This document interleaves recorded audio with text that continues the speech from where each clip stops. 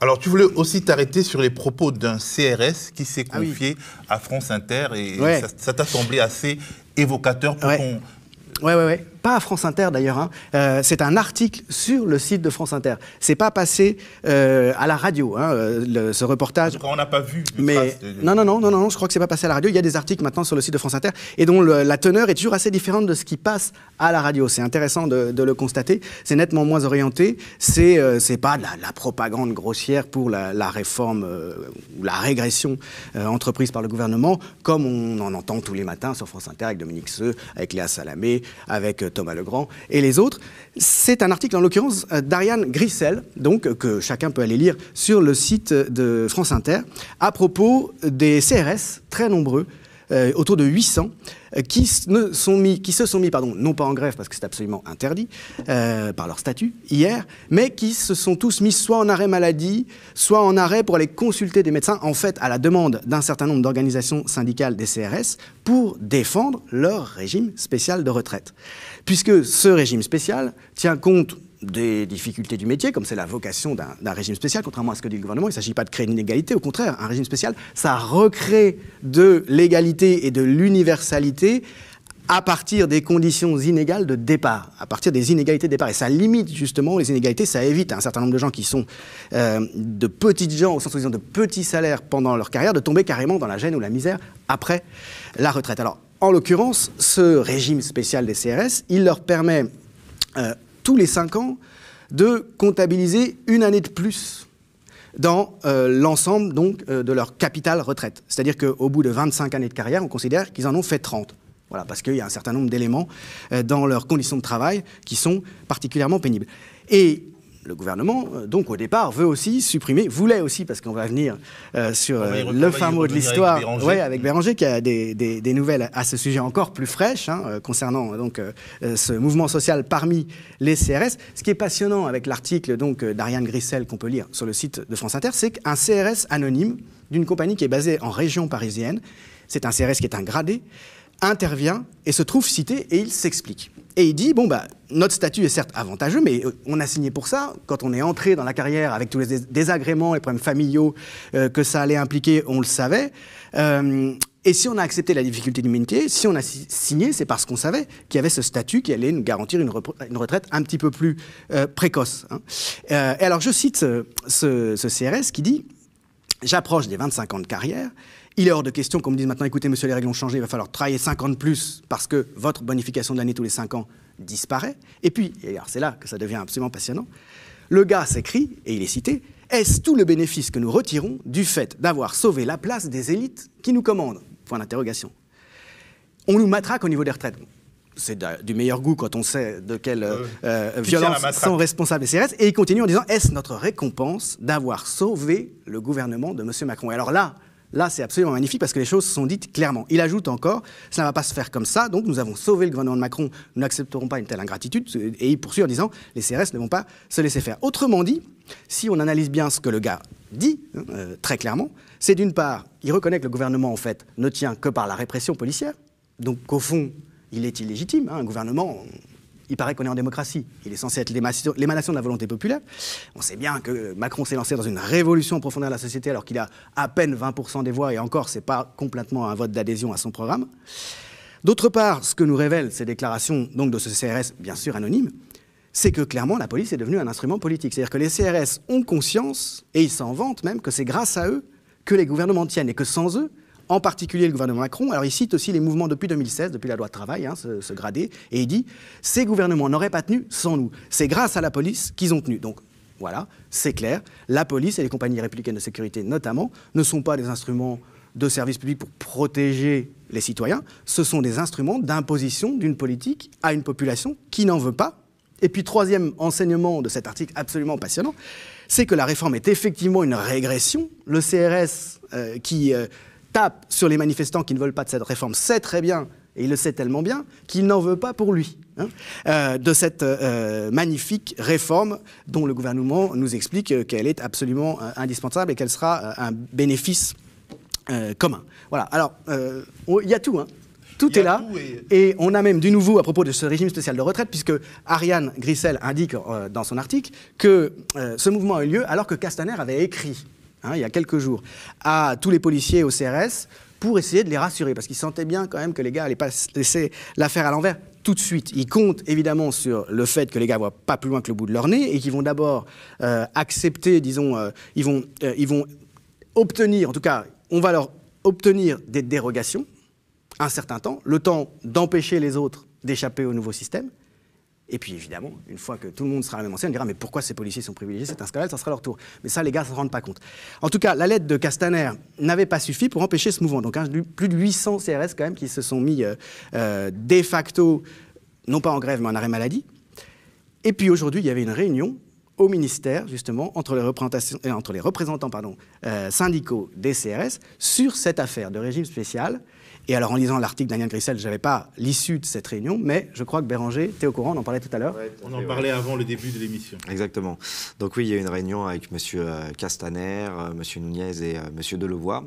Et donc, à l'issue de cette réunion, visiblement, il y a eu un accord qui a été trouvé, puisqu'il y a un appel à la suspension du mouvement, dans l'attente d'avoir un courrier explicitant clairement les choses, et pour lesquels, si le courrier est satisfaisant, et dans ce cas-là, il y aura non plus une suspension, mais carrément un arrêt de l'appel à la mobilisation, puisque uniquement les agents sur le terrain étaient concernés par déjà cette entorse au système universel proposé par M. Macron. Et donc là, ce serait l'ensemble des policiers, qui soient sur le terrain ou pas, pareil pour les CRS, les militaires et les pompiers. Donc, ils continueraient à bénéficier de qui auraient, pour le coup, un régime vraiment très spécial, puisque nous serions tous dans le système universel, et eux auraient un système complètement à part. Alors d'une part, pour un truc qui devait être génial et dont tout le monde devait être gagnant, bon, ça met quand même un sérieux point d'arrêt. La deuxième chose, c'est que on voit bien que quand on a un rapport de force, ou du moins que quand on a besoin d'eux, bizarrement, on arrive à faire des entorses. On nous explique que les régimes spéciaux, c'est fini. Bon, non, c'est pas fini. Et puis surtout, ça montre un gouvernement quand même qui est très fragile et qui est très en difficulté, d'une part pour nous vendre sa réforme, mais surtout pour la justifier lorsqu'il va devoir aller devant le Parlement et faire voter cette loi. Parce que c'est vrai qu'il y a une colère sociale dans ce pays, et notamment depuis la loi travail, où c'est vrai qu'on a eu des gros débordements, mais tout simplement parce que il y a une vraie colère qui s'exprime, et face à nous, on a systématiquement des gouvernements qui passent en force. Alors avant, c'était le 49.3 qui était utilisé à tire-larigot, et puis maintenant, c'est la répression policière. C'est des images ultra-violentes de journalistes qui se font violenter gratuitement, parce qu'ils savent très bien qu'aujourd'hui, avec les réseaux sociaux, tout se voit, tout se sait, et ça les met en très grande difficulté.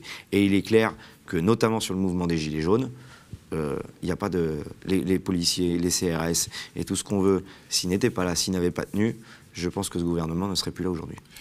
Alors, les syndicats de policiers sont à peu près les seuls syndicats qui ont l'oreille du gouvernement. Ils ont une sociologie assez particulière, puisqu'on a l'impression qu'ils sont tentés par une sorte de séparation, de scission d'avec le reste du monde syndical. Vous les côtoyez, puisque vous êtes syndicaliste vous-même. Quel est le regard que, en tout cas, toi, tu portes en particulier sur ces syndicalistes policiers? C'est vrai qu'on a l'impression d'avoir un système à deux vitesses, que les syndicats ne revendiquent pas forcément les mêmes choses. Je trouve malheureusement qu'aujourd'hui les syndicats policiers, alors pas tous heureusement, je pense notamment à Vigie, je pense notamment à la CGT Police, ou là plein de petits syndicats, on va dire entre guillemets, mais sur les gros, on les sent ultra corporatistes, quoi. C'est-à-dire qu'ils ne sont pas du tout ouverts sur les autres professions, ils ne sont pas du tout ouverts sur la discussion, c'est-à-dire qu'ils ont toujours raison tout seuls. Faut surtout pas parler de violence policière, faut surtout pas dire du mal de ces gens-là.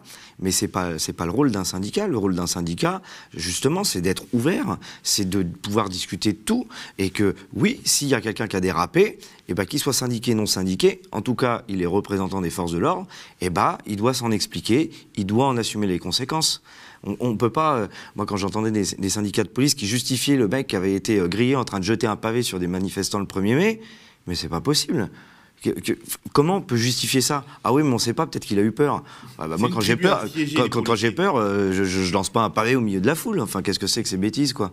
Qu'est-ce que c'est que ces bêtises? Je pense qu'il faut quand même aussi... on ne peut pas ne pas intégrer le fait qu'on sait aujourd'hui qu'entre les 2/3 et les 3/4 des policiers, toutes les études le montrent, sont des électeurs du Front National. Et Mais ça, est-ce qu'ils c'est arrivent pas à la une considération police comme- syndicale, je suis bien d'accord, mais enfin ça explique quand même pas mal de choses dans cette façon Après, je disons, pense qu'ils factieuse ils- de penser leur ils sont position. en pleine... ils percutent de plein fouet, on va dire, les difficultés de la société qu'on rencontre. Et je pense qu'en effet, ils voient tellement de choses voilà, qui ne sont pas acceptables que ils se disent mais c'est pas possible. Voilà, quand ils vont dans les cités, quand ils vont dans tout ça, ils se disent ouais mais c'est que des gens, voilà, des immigrés ou je ne sais quoi. Sauf que leur vision est complètement erronée, parce que plutôt de se dire mais pourquoi ils sont dans une telle misère et quels moyens on y met, eux ils vont être ils sont arrivés là, ils profitent du système et puis ils veulent rien foutre quoi. Psychologiquement, C'est- c'est c'est, terrible pour eux d'admettre qu'ils sont au service d'un ordre social qui n'est pas juste. Quelque part, ils doivent s'auto-persuader qu'ils ont raison. En tout cas... Moi, j'espère qu'ils vont prendre conscience quand même que c'est bien de penser à sa gueule, mais il y a un moment où ça finit toujours par se retourner contre soi, quoi. Déjà, je pense que la plupart ont des enfants. Se dire, eh ben, écoute, moi j'ai sauvé ma retraite, par contre la tienne, je l'ai sacrifiée, ça fait pas très propre, quoi. Surtout, on peut espérer de leurs responsables syndicaux qui vont un peu plus loin que le bout de leur nez, et il est évident qu'ils sont les suivants sur la liste. C'est-à-dire que, dans un premier temps, ils vont avoir une dérogation C'est évident. pour que, par la force, grâce à eux, on impose à tous les autres ce système prétendument universel qui, en fait, radicalise les inégalités. Et puis, c'est évident qu'après, ça sera eux, il restera plus qu'eux, et ce sera très simple de leur retirer ce système, ce régime spécial aussi à eux. Il n'y aura aucune raison qu'ils le conservent. Le dicton diviser pour mieux régner, je pense que là, on en a l'exemple absolument parfait, quoi. Alors, je ne suis pas sûr qu'ils en sortiront perdants à un moment donné, parce que si on récupère la théorie de la tropicalisation du monde de Xavier Ricard Lanata qui était ici, et qu'on fait des comparaisons, dans les pays qui ont été ajustés, qui ont connu des ajustements structurels, donc qui ont été soumis au vœu du capital, les hauts fonctionnaires, des fois même les médecins sont moins bien payés que les policiers. On a maintenu quand même leurs avantages, parce qu'un tel système reposant sur la force, sur une forme de colonialité, a besoin toujours de forces de l'ordre qui sont satisfaites pour pouvoir réprimer.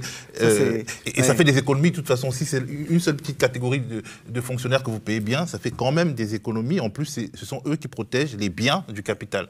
Et ça colle complètement avec la conception du néolibéralisme autoritaire, enfin, qui ne peut être qu'autoritaire, développé par le maître à penser, par exemple, d'Édouard Philippe, de son propre aveu, c'est-à-dire Friedrich von Hayek, qui a inspiré Pinochet, les politiques de Pinochet, qui a formé beaucoup de gens qui étaient des conseillers autour de Pinochet. Tous ces gens, effectivement, ont en tête l'idée que la démocratie doit être limitée. Elle ne doit être limitée, c'est-à-dire que les droits et les libertés publiques, les droits démocratiques, ne peuvent être exercés que par les gens qui adhèrent, disons, au consensus autour des structures d'organisation politique qui laissent la place au privé partout. C'est-à-dire que ceux qui veulent sortir du système, eux, ne jouissent pas finalement de véritables droits démocratiques.